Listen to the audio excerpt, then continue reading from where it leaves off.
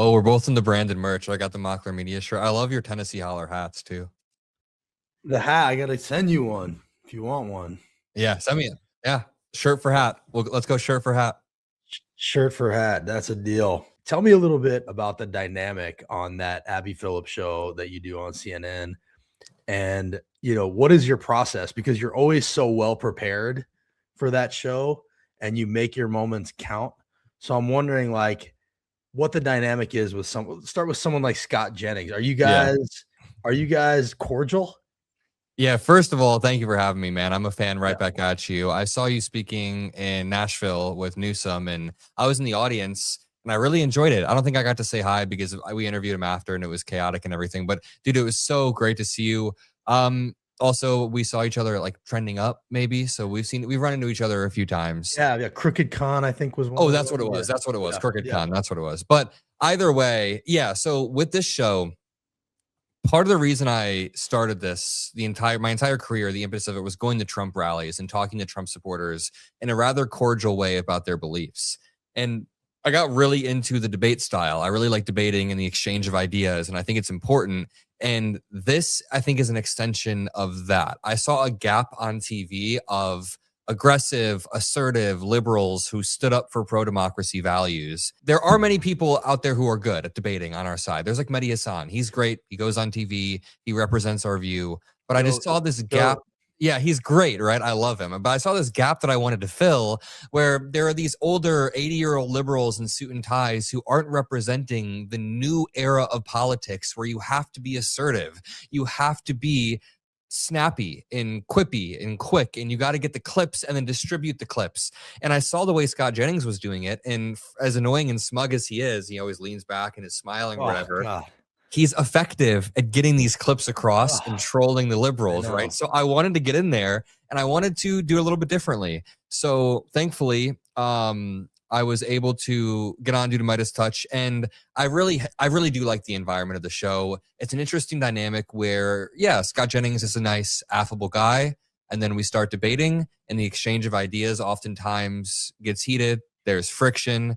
A lot of times he feels quite performative, but at the end of the day, he's a nice, affable dude, right? He'll always sit back and. I mean, I guess my question about it, and I'm not going to expect you to answer this, but here I'm just giving you my perspective. Yeah, it's like, what is the net result, right? Like, of having Scott Jennings come on there.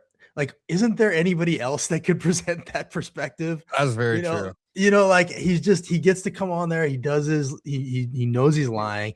I love the part that he like was anti-Trump back in the day, and now he's just so in the tank for him.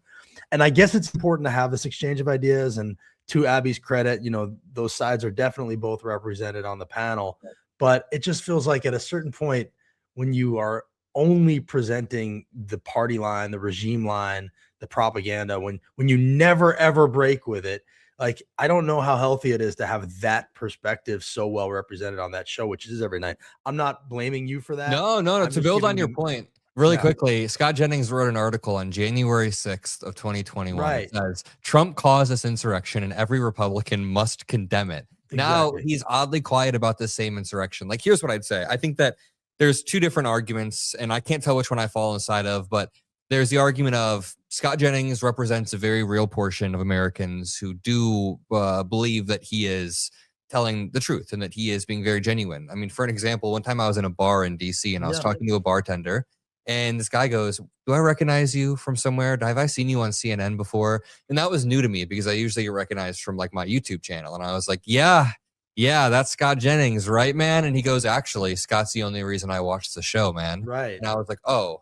I didn't realize, especially being in DC, that this guy would be a hardcore Scott Jennings fan, but that's true. So that's one strain of thought. The other hand, it's like exactly what you just said. It's like, hey, it's fine to talk to Republicans. That's part of America. But do you have to have someone who's kind of trolling and oftentimes poking and prodding very intentionally? And I see that because anyone can. The argument, like, if I'm coming at it from another perspective, it's like, do those people even exist anymore? Where are the good faith arguments coming from on that side? I don't know. I'm here talking to them at the State House all the time. And like, there are true believers who believe all the things Scott's saying. I think what bothers me about Scott is I know he doesn't believe that stuff. Exactly. Yeah. That's what gets me. There's sort of two kinds. There's like the one that knows they're wrong and does it anyway for personal ambition. And then there's like the true believers. And I'm much more prone to wanting to talk to the true believers. Like they're the ones that I actually think, I'm interested to see where it comes from. A lot of times it's religion based. And, I think we need to deal with that as a country. Scott just really rubs me the wrong way, but that's not your fault. I'm also curious about you. First of all, how old are you? 23. That's crazy. How did this happen? Like you're like a phenom, dude. Like when I was your age, I don't even think I knew what channel CNN was on. And First of all, and so how did you get to this point? First of all, it means more than you know. Genuinely, like your support, the way that you've helped the clipping infrastructure on Instagram and everything, I found to be brilliant. That's part of the reason why I also continue to go on the show. And I also kind of, I enjoy the back and forths. I obviously enjoy the dialogue because I think it makes for a really interesting vehicle to push my own narratives about NATO, about immigration or ICE. I'm able to clip it up and then use it to push it all over the internet and accumulate like millions of views. But my quick story that I always tell is the YouTube channel that I run now with 1.9 million subscribers. I made that when I was about 9 years old. And I used to make these Minecraft and Call of Duty videos after school. Every single day I would be commentating over Call of Duty or Minecraft. I got really good at editing in the process. And then in 5th grade, I got kicked out of class for debating my teacher about gay marriage or something like that. Like it was. Where are you from? Indiana at the time. Yeah. So my teacher was like, oh, I don't know what the Supreme Court should decide. It was around that time, right? And I got kicked out. I was probably being disruptive. I got into high school, stopped doing Minecraft videos because I wanted to get girls. I didn't want to be the Minecraft guy.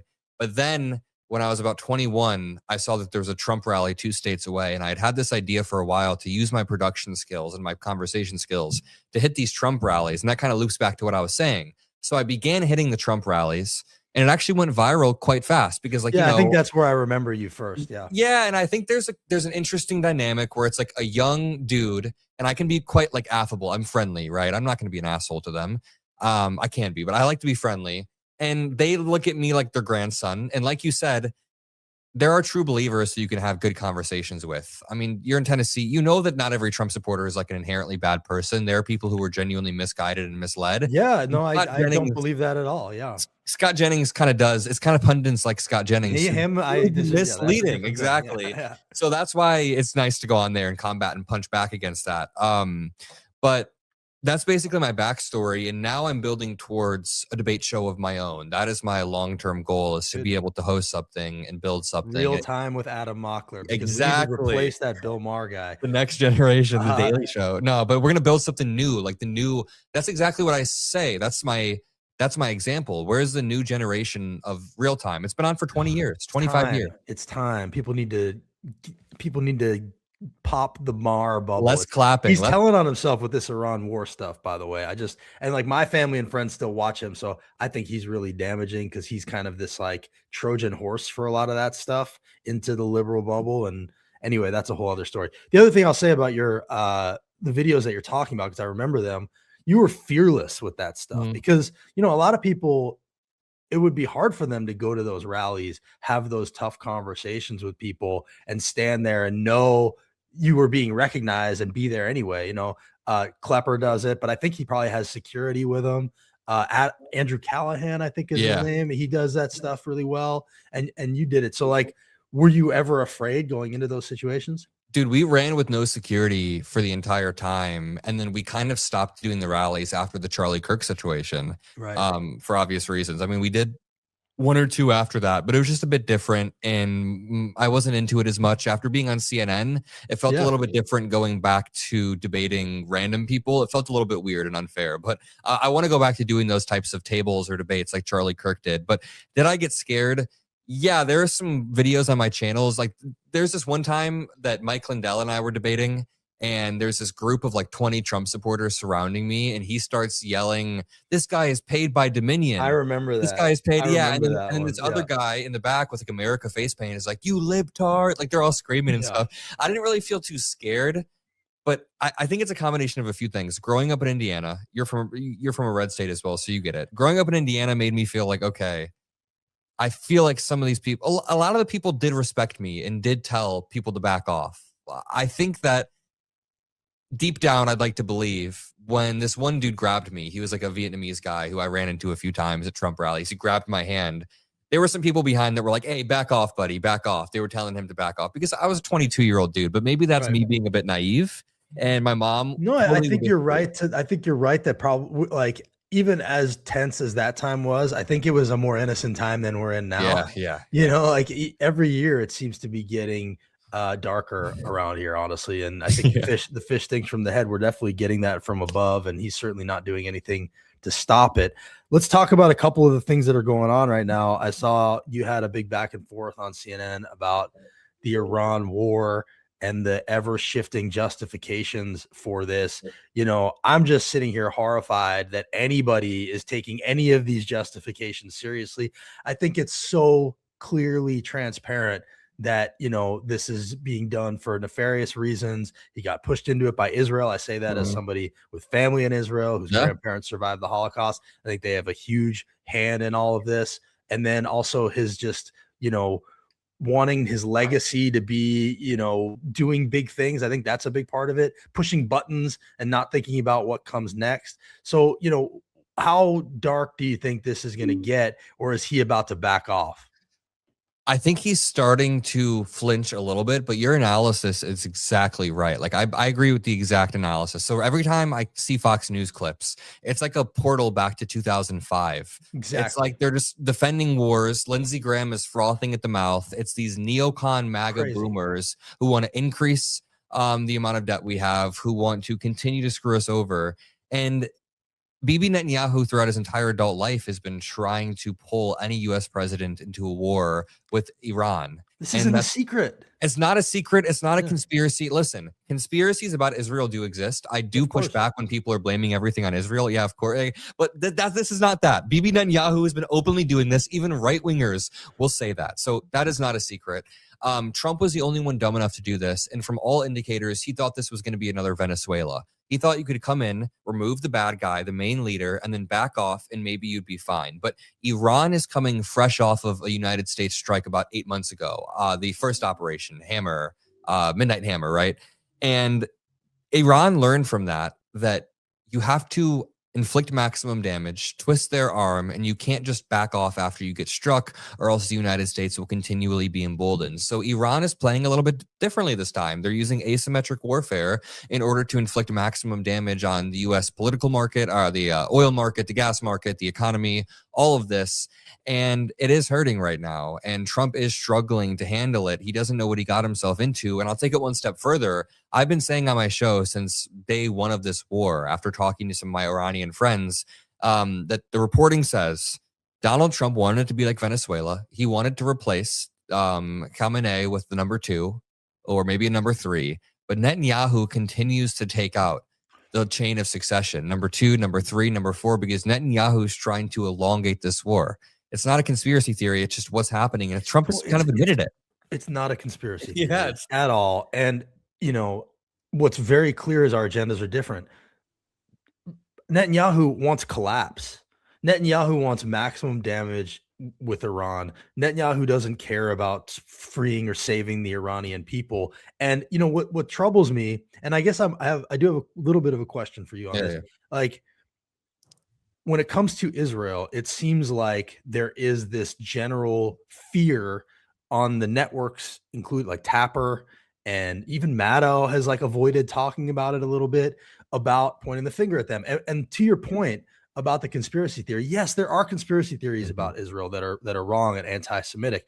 But when you pretend that all criticism of Israel is anti-Semitic, what you do is you embolden those conspiracy theories. You make those conspiracy theorists feel like they're right because they know what they're seeing right with their eyes, and you're denying the reality. And so what else must be true? And so, and it also endangers Jews. Like, this is the thing that I wish I could impart to my family and friends. It's like you think you're protecting Jews by protecting Israel, but actually by wrapping Judaism in the flag of Israel, you are putting Jews in the line of fire and making us more endangered in our temples. So I guess my question to you is, do you ever feel, having these conversations on networks like you do, that is there any like, don't talk about this?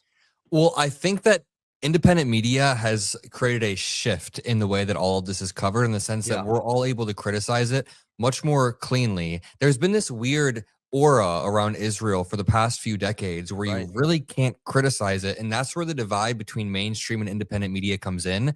To be honest, I've been able to blame it on Israel. I did it on CNN like a few weeks back. I said Israel pulled us into this war. Maybe there is like this aura that still exists, or this weird don't touch it on mainstream media. And I bet I bet it's just explained by people still being risk averse, still gravitating towards that old style of how you do things. But now we're in this new wave. We have coverage that is decentralized. We can see what is going on the ground in Gaza, in the West Bank. We can see what Israel is doing. We can see the deficiencies in Israel's leadership. We can see how Netanyahu is an awful leader, and we can talk about that. We can expose that. So I think we need to continue pushing. That's why independent media is so important, because without us, imagine you would have sort of a risk-averse environment where Israel isn't as easily criticizable. Now, I will say that it does go both ways in the sense that independent media then doesn't have guardrails. So some people push anti-Semitic conspiracy theories. I'm talking about the far right people who are always out there pushing stuff. But that's why we can push back in the marketplace of ideas and, ratio them on Twitter. Hopefully. I think that's absolutely right. I don't think this is a side issue. I think that's what I would try to point out. It's like, I know this looks like, oh, it's a side issue. You're talking about Israel. Actually, I think the Democrats need to deal with this, because from a political standpoint, talk about the presidential election. First of all, you're not winning a Democratic primary without being on the right side of this issue. So that's the first thing. But also, there are Republican voters out there that are going to be one issue voters on this Israel issue. They are only going to trust people who are willing to break on this Israel issue. They are trusting Tucker more. They're trusting Marjorie Taylor Greene more. So I think it's prudent for a Democratic hopeful to get on the right side of this sooner rather than later. Talk about this stuff. Yes. And you can do it from a perspective of protecting Jews, not Israel, because that has to be a delineation that people make. And like, we talked about Gavin Newsom, who was here, and you asked him a question that I did not ask him, where you asked him about Gaza. I think Democrats need to be asked about this more. And I think they need to come to understand that this talking about Israel and the hold that it has on our government, not Jews, Israel, that is an important thing to be able to deal with from a political perspective for Democrats. And I want to say, I think that Democrats need to have an affirmative position that prioritizes self-determination and sovereignty of Gaza and the West Bank, because there's a difference between being able to endlessly criticize AIPAC or endlessly criticize the Israel lobby or Netanyahu, which is easy. It's very easy to criticize him. It's easy to criticize Trump's handling of this, but we need an affirmative message. We need somebody with moral clarity who can push back on multiple things at once. Push back on the West Bank settlements and the starvation and genocide of people in Gaza, but also push back on any weird conspiracy theories that may try to tie in Jewish people with inherently all being Zionistic. I think this is a problem that exists on the far right, but I also see it on far left people on Twitter as well, kind of leaning into these stereotypes. And so we got to back off and we got to understand who we're criticizing. We're criticizing Netanyahu's government and the actions that are being taken and the people that support that. But I would say, I mean, speaking as a Jew, like, I think one of the ways that you deal with that anti-Semitism is you show people that Jews are willing to speak up about this stuff. Like we have to show, like, we're not all in this, protect Israel mode. Like, they need to see that there is a line there, and part of that line comes to fruit, gets shown by us speaking up and using our voices. So I'm just always trying to encourage, and I give myself like a C-. I've said some stuff, but I wasn't as vocal as I needed to be as quickly as I should have been. Still haven't been. And so, I bet it was the decentralized nature of independent media that has helped you realize, like, oh shit, I got to talk about this more. And I think it's a natural process we've gone through. A lot of people have gone through. I mean, in the immediate days following the original October 7th attack, it's like, okay, there's a lot of coverage about this. We got to figure this out. But then it became clear rather quickly what was happening due to the coverage of independent media. And a lot of media wasn't covering this. A lot of people were denying this, or there was, just overall complicity. But well, I'm with you on the independent media of it all. And I think, we could have a whole other conversation about the media landscape. I'm glad you're doing what you're doing. I want to talk to you about one other thing before I let you go. What we're dealing with now is these long lines at TSA, and Trump is now, he just in Memphis today, again, said it. Basically what he's saying is, don't pass any funding for TSA or DHS until I get my what I'll call the voter suppression bill. So, he's basically admitting that he's the one keeping them in long lines in the airports and essentially saying that this is now a battle for democracy. So, how do you tell Democrats to fight this fight? It is so important to point out that Democrats have already put up 7 different bills to fund TSA separately, and Republicans have shot that down. Even Senate Majority Leader John Thune came to Trump and said, hey, maybe we should just fund this separately. Donald Trump shot that down, and as you said, is continuing to extend this. Democrats need to be clear. It's not a revenue problem. We have the money to do this. It is an accountability problem. We have people that killed Renee Good and Alex Preddy roaming our streets, and Republicans are refusing to fund the Department of Homeland Security because they want to protect those people who are roaming the streets. It is incredibly sickening. And I mean, just think about what Trump is doing. I mean, just think about this. We have money to send DHS to the airport, to send ICE to the airport.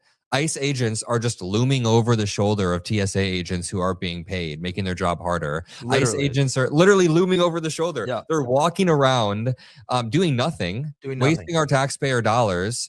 And it's pretty sickening. Donald Trump has repeatedly said that ICE agents will stop people in the airport, which it sounds like he's talking about a different mechanism than the normal ID check. It sounds like he's saying when you get off your flight, if you look Somalian or whatever, he specifically targeted Somalians. He said that ICE will stop you and basically try to find out who you are. It is sickening. And I actually really believe the argument that this could be a test run for deploying ICE a few 100%. Months from now in the midterms, getting people desensitized and used to this. And I'll say that travel is already stressful for Americans. You see these videos of people in the airport going through freakouts or whatever. That's because travel puts stress on your brain. And I mean, just speaking personally for 1 second, a few days ago, I was in LaGuardia Airport and my flight got delayed. It was supposed to take off at 9. It took off at 6. Thankfully, I was able to go walk around New York and enjoy myself a bit. But I mean, it's a stressful day. I couldn't imagine if ICE was in the airport during that. That would genuinely be really effed up and stressful if I had to spend my entire Saturday in the airport watching ICE patrol. That's fucked up. It's also about the chilling effect, even if they don't send troops to wherever, the idea that they might is just going to get people going, you know what, I'm not even going to deal with it. So, I think we've got a lot to overcome to try to put some sort of, guardrails on this guy in November. And I think everybody needs to be prepared for that, but it's something that's got to be done. Adam, I appreciate you doing this. I appreciate you fighting the fight on CNN. I got to ask you for one thing before I let you go. Sure. Can you tell people to follow the holler? Of course. Can you say I'm Adam Mockler, follow the holler? My name is Adam Mockler and follow the holler.